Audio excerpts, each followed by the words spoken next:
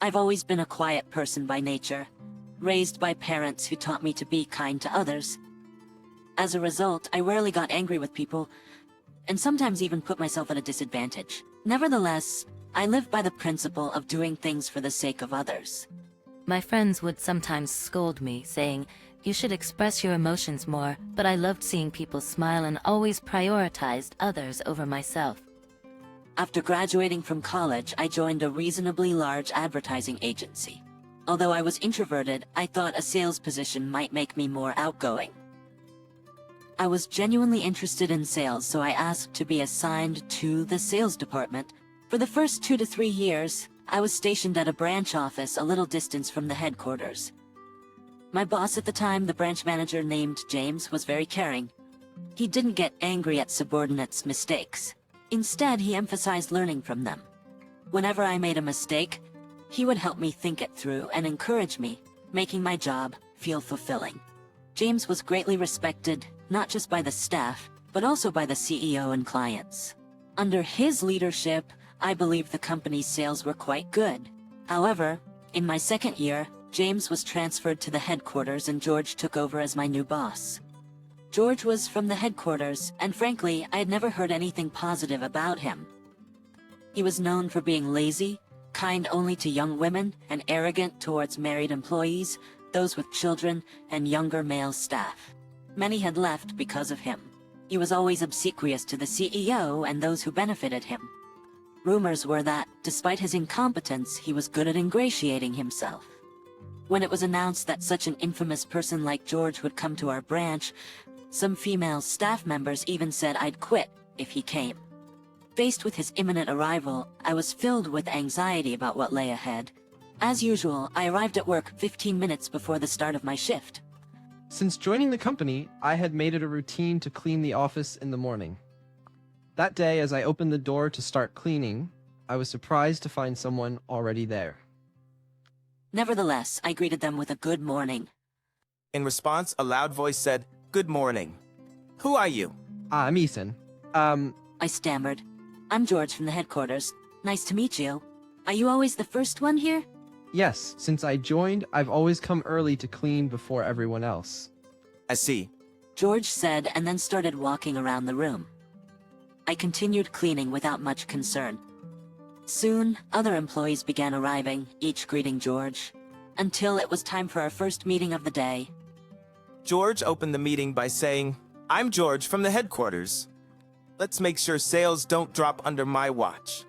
I'll be strict with employees whose sales are poor." Hearing this, I felt a jolt of anxiety. Despite being in my second year, my performance was so poor that even new employees were outperforming me. I wonder if I'm not suited for sales. I thought, feeling troubled by George's words. Then George ordered, "Those whose names I call, come to the front." As expected, my name was among them. For the next 30 minutes, he lectured each of us standing at the front. When it was my turn, George pointed at the sales performance board and said, "I see you clean every morning. It would be great if that made you good at your job. Before cleaning, why don't you think about how to improve your sales?" He said in a mocking tone. All I could muster was a quiet yes in response. As I thought about whether I could handle such a situation, I tried to shift my focus and went to write down my day's fieldwork schedule. George then commented loudly enough for everyone to hear, "Oh? Your sales aren't great, but you're diligent about your fieldwork. Impressive." Feeling embarrassed, I answered in a small voice, "I'm heading out," and left the room. Passing by the break room, I overheard colleagues Sophia and Lily talking while preparing tea. I heard George always finds someone to bully. I bet he's already picked someone from the group he called out earlier. Yeah, like Ethan maybe? He's quite shy. Hearing this, I was rooted to the spot, unable to move. What if it's really me? I'm the only one in my second year among those he called out today. These thoughts raced through my mind, leaving me frozen in place. Coming out of the break room, Sophia noticed me. "Oh, Ethan, were you here? Sorry, did you overhear us?" she asked, looking flustered. No, it's okay. It's true my performance isn't great, but we see how hard you're working, Ethan. Customers even say Ethan is a thoughtful and good salesman. So keep it up. We're all supporting you. Lily said, offering me a piece of candy. Seeing them leave, I thought to myself, even if I become George's new target, it shouldn't matter if I improve my performance. Everyone has their highs and lows. I won't let this get me down. I'll make great proposals for my clients. With renewed determination, I headed out for my sales appointments. After that, I worked tirelessly to improve my performance. My sales gradually improved, but they were still far behind my peers. George would scold me daily and even blame me for his own mistakes, saying, "My sales improved, but they were still far behind my peers." George would scold me daily and even blame me for his own mistakes, saying, "It's because of Ethan's poor performance that my job is affected."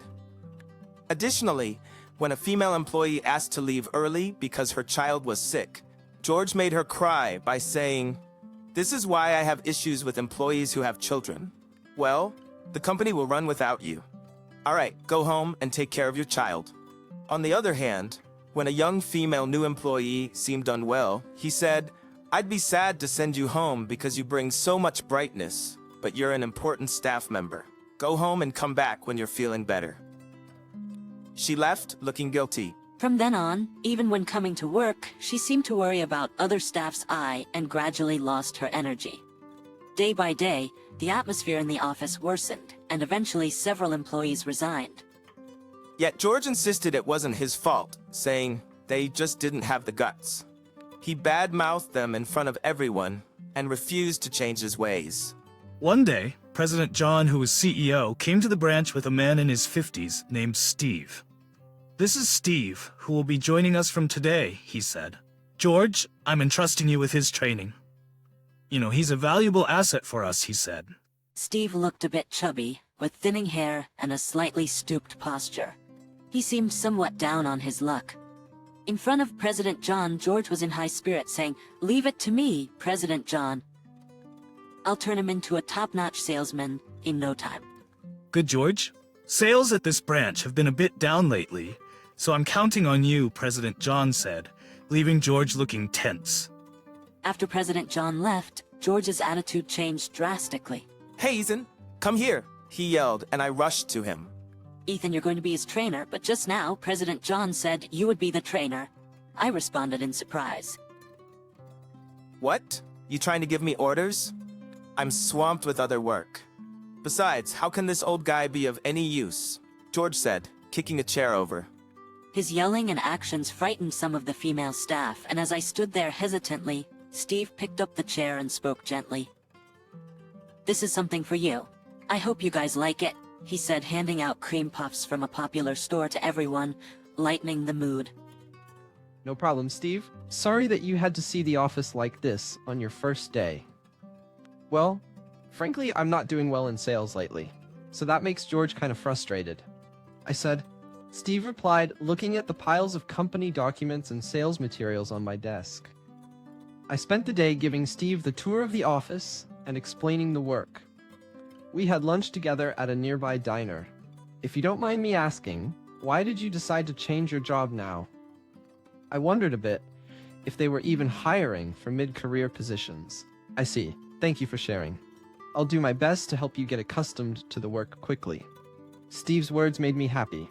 Afterward, I taught Steve as much as I could about sales and even how to make phone calls. Balancing my own sales responsibilities with training him wasn't easy. Still, I didn't want Steve to feel uncomfortable, so I spent as much time as possible with him providing support. A week later, George called Steve and me. "You know what? I've got a great idea." A bad feeling washed over me as he continued.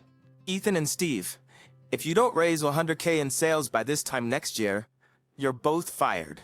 How about that for a challenge?" I got speechless at this absurd demand. "What? That's unreasonable." I managed to say. George, relentless, added, "After all, Ethan, your performance hasn't improved, right? You must be feeling your limits. And as for Steve, at his age and starting anew, he must be useless.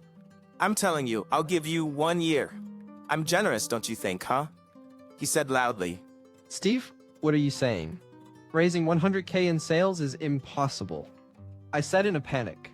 Hearing our conversation, George laughed loudly and left, saying, "Good luck. I'll be looking forward to it." Other employees then came up to us. Are you guys okay? If there's anything we can help you guys with, just let us know. We couldn't say anything because we were afraid of George, but we're on your side. I felt tears welling up. Inspired by Steve's firm handshake, I felt a switch flip inside me, and from the next day, we both focused on developing new business. I hustled to set up appointments with companies I had identified and pitched relentlessly. While I struggled to secure orders, Steve, surprisingly, was closing contracts one after another. He said this was his first time in sales. How is he securing so many contracts? Curious, I joined Steve on several sales visits. There, I saw him quickly identifying issues and improvement areas, explaining the benefits of our proposals clearly and persuasively, even to initially hesitant clients. He effortlessly won over difficult clients, warming up the atmosphere by the end of the meetings. Amazed, I asked, I thought you said this was your first time in sales? How do you so easily win over clients?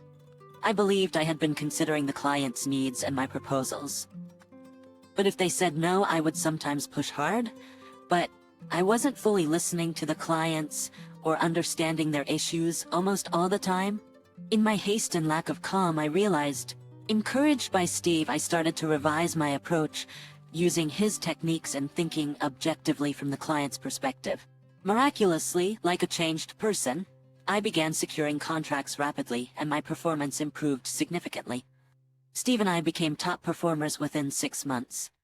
A year after the challenge, Steve and I each achieved over 100K in sales. President John commended us in person. Meanwhile, George, who hadn't improved his performance or attitude, was scolded by President John. I've heard the rumors, but it seems you were the most incompetent. And you, George, I tasked you with training Steve, but you left it all to Ethan. What were you doing? He added, You even said they'd be fired if they didn't meet the target to raise 100K in sales. With what authority could you say that? You're the one who's fired. Indeed, George was fired. Later, Steve revealed his true story. Steve originally worked in sales for 30 years before taking early retirement at 50. After retiring, he worked as a consultant in his own business. However, he was approached by President John, an acquaintance, who asked for his help in turning around the branch.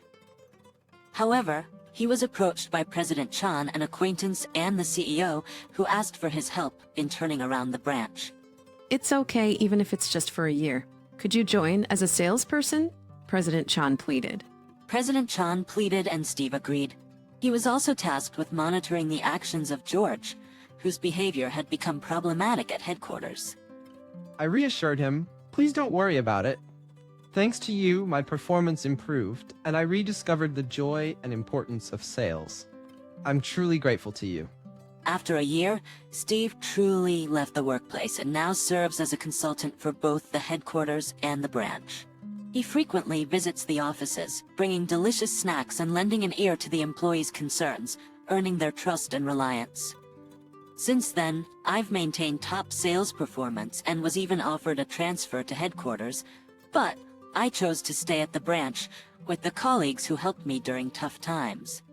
Now I'm in charge of training new employees. I strive to ensure they enjoy their work, never forgetting the basics. Steve and I have become drinking buddies, and though we are joked about being friends with a big age gap, he is my savior and my friend. I'll cherish this bond, committed to advancing in my work.